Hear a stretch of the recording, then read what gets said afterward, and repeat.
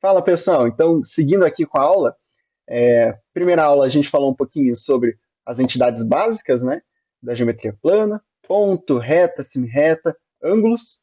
Na segunda aula a gente falou sobre as unidades de medida de ângulos, sobre graus, radianos, como fazer a transformação de um para o outro. E agora a gente vai falar um pouquinho sobre a classificação de ângulos. Então aqui também vai ter bastante conceito, tá? Então, ângulos podem ser classificados, por exemplo, quanto às suas medidas, tá? Quanto ao seu valor. Então, ângulo agudo é o ângulo que é menor que 90 graus. Então, lembra, 90 graus é o ângulo perpendicular que a gente fala. O ângulo, por exemplo, que a parede faz com o chão, certo? Então, se for menor que isso, é um ângulo agudo. Quando o ângulo é igual a 90 graus, então perpendicular exatamente, a gente vai dizer que ele é um ângulo reto. Então, muitas vezes nos enunciados de alguma questão, ele não vai te dar o valor do ângulo, mas vai falar o ângulo reto. E aí você já tem que saber que ângulo reto é 90 graus. Tá? Terceira classificação, quando o ângulo é maior que 90 graus, a gente pode dizer que ele é obtuso. Tá? Um ângulo obtuso. Então, passei de 90 graus, já estou lá numa cadeira de praia, né, que inclina bastante, forma geralmente um ângulo obtuso. E quando as minhas duas semirretas elas ficam paralelas, tá? Paralela quer dizer que elas nunca se encontram, né? No caso, elas estão alinhadas perfeitamente. Eu digo que elas formam então um ângulo raso, certo? Então, por exemplo, quando eu vou abrindo a cadeira de praia, ela está obtusa até o ponto que ela fica deitada exatamente. Ela vai formar então um ângulo raso igual a 180 graus, certo? Então, estão aqui os quatro casos que eu comentei. O primeiro caso aqui, menor que um ângulo de 90 graus, certo? Mais fechadinho, um ângulo agudo. Segundo caso, formando exatamente o ângulo formado entre a parede e o chão, por exemplo, né? Perpendicular, um ângulo reto. Em seguida, o ângulo obtuso, que eu vou abrindo a minha cadeira de praia, certo? Até ela ficar mais inclinada do que reta. E depois eu deito ela completamente e eu vou ter um ângulo raso igual a 180 graus. Tá? Então a gente pode ver como se eu fosse abrindo de um para o outro. Então essa aqui é a classificação quanto às medidas. Então um ângulo de 30 graus, agudo, 60 graus, agudo, 90 graus, reto, 120, obtuso, 135, obtuso, 180, raso. Beleza? Essas são as classificações. Bom, ali, né, quando a gente estava falando de agudo, obtuso, reto, eu estava classificando um ângulo, certo? Este ângulo, com esta medida, é agudo. Com esta medida, é reto, e etc. Agora, eu posso estabelecer relações entre dois ângulos, tá? Então, eu vou ter o ângulo A, o ângulo B. E eu vou falar, eles têm essa relação. É, por exemplo, eu falar que fulano é irmão de fulana, né? É uma relação entre os dois. Não faz sentido eu falar, o Pedrinho ali é irmão. Tá, é irmão de quem? Você pensa, né? É uma relação que envolve duas pessoas, um irmão e uma irmã, por exemplo. O irmão e o irmão. E aqui, nesse caso, a gente vai estabelecer então uma relação entre dois ângulos, o A e o B. Essas relações, a gente pode dizer, por exemplo, a primeira delas, que eles são congruentes. Então, dois ângulos vão ser congruentes quando tem exatamente a mesma medida. Embora eu possa fazer eles terem posições diferentes, certo? Então, dois ângulos de 30 graus, não importa se é aqui um ângulo de 30 graus, aqui um ângulo de 30 graus, se eu giro, se eu viro, né? Se os dois medem 30 graus, eles são congruentes, tá? Se os dois têm π sobre 5 radianos, são congruentes. Se os dois são retos, são congruentes, tá? Congruência é igualdade, beleza? Nas medidas. Bom, também posso dizer que dois ângulos são adjacentes se eles tiverem um lado em comum e nenhum ponto interno compartilhado.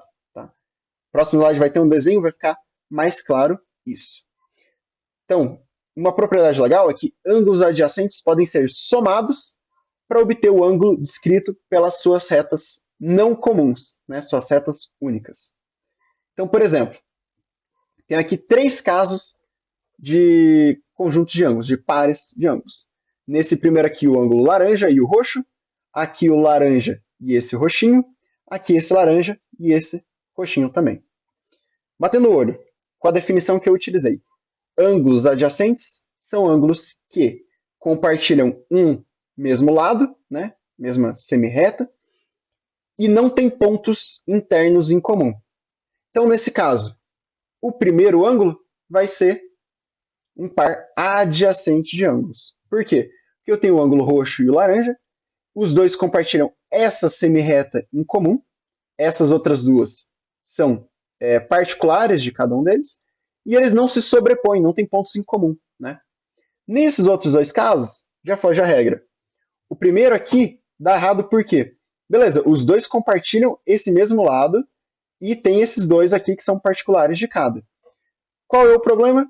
É que eles se sobrepõem. Né? Essa região aqui de baixo contém os pontos semelhantes, né, dessas duas regiões angulares. Então, não são adjacentes porque eles se sobrepõem.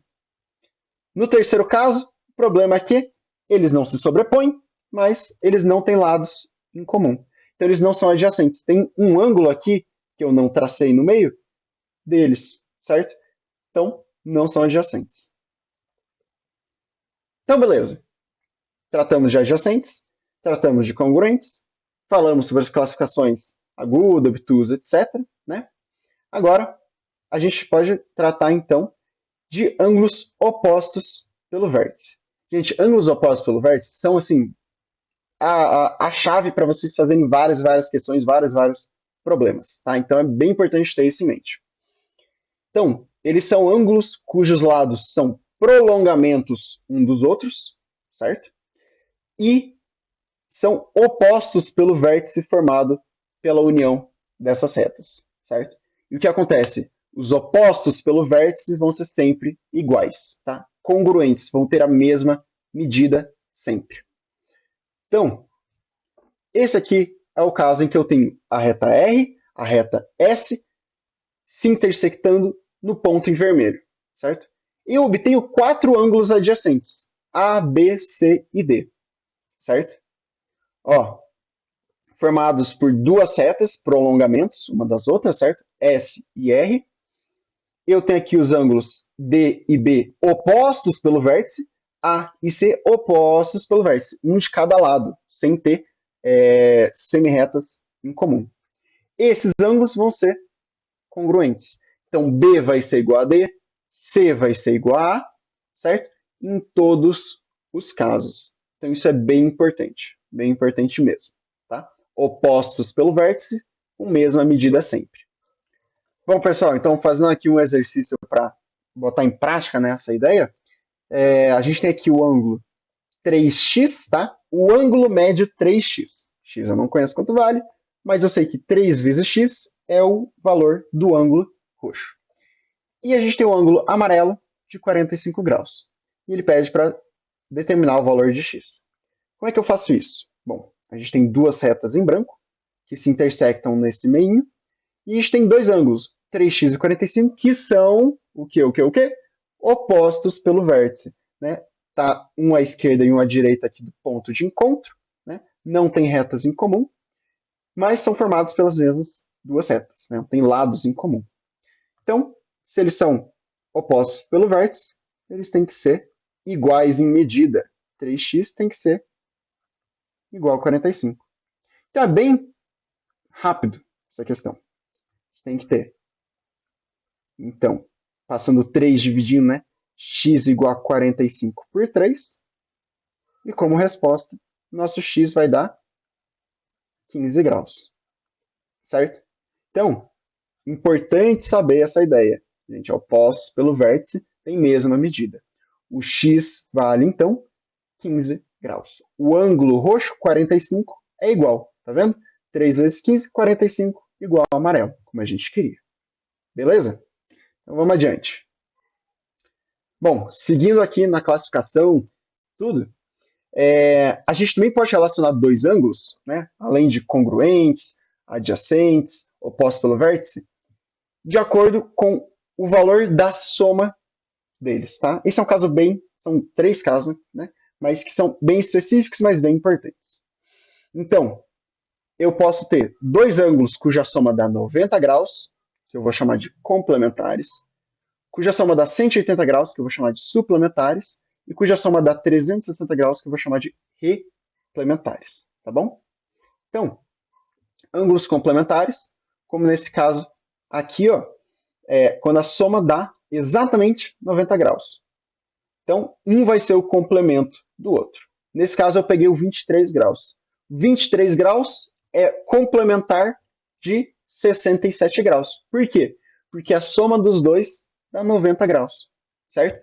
Quando eu somo os dois, dá 90, ou seja, complementares.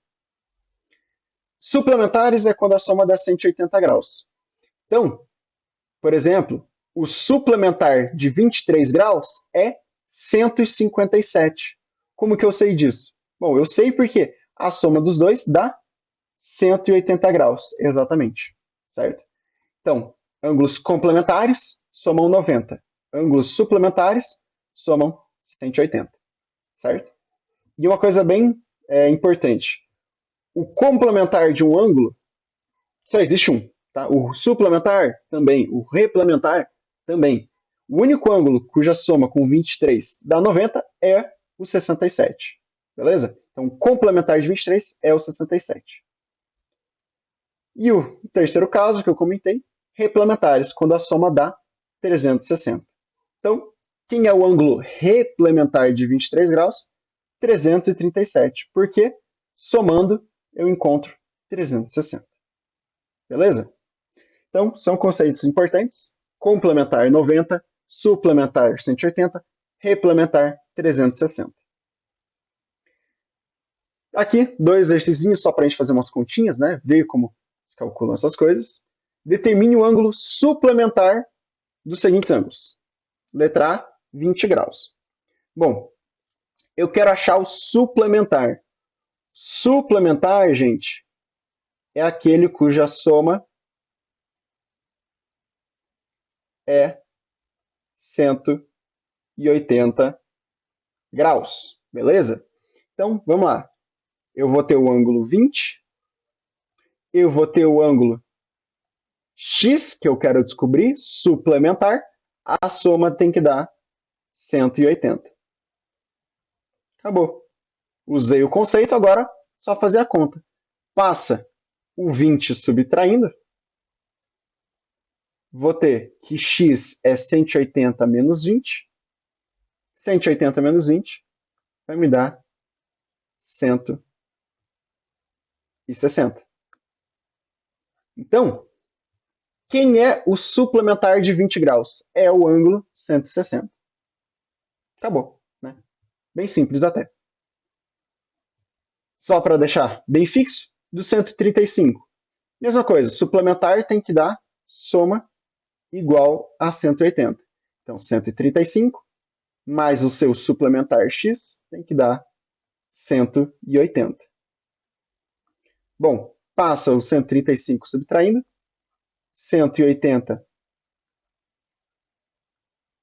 menos, menos x não, opa, menos, eita, tem que apagar tudo. Vamos lá, de novo, x mais 135, erros de gravação, né, gente? Igual a 180. Beleza? Passa o 135 subtraindo, 180 menos 135. Meu x vai dar, então, 45 graus.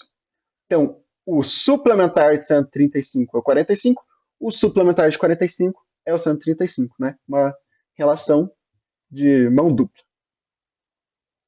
E para finalizar, gente, isso aqui já é uma questão um pouquinho mais difícil, mas vou deixar ela aqui para vocês terem noção de como fazer no futuro. Então, determine o ângulo cujo dobro é seu complementar.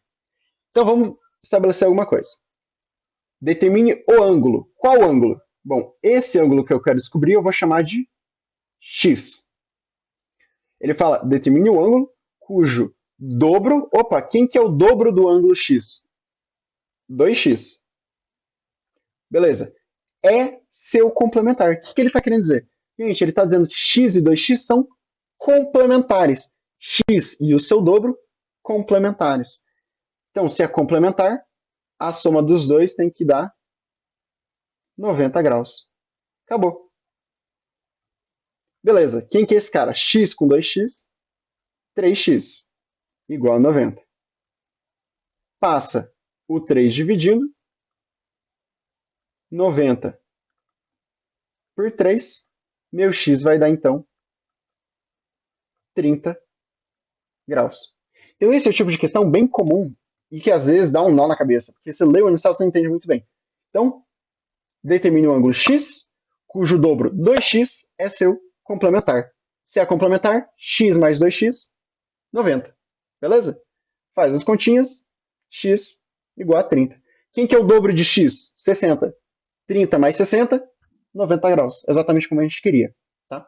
Então, às vezes, vai aparecer, determine o ângulo cujo triplo é seu suplementar. Então, o que você vai fazer? X mais 3x igual 180. Faz as contas. Tá? Já é uma questão mais difícil. Então, vamos parar por aqui. Toma aquele cafezinho, aquela água, levanta um pouquinho, daí segue adiante. Beleza, pessoal?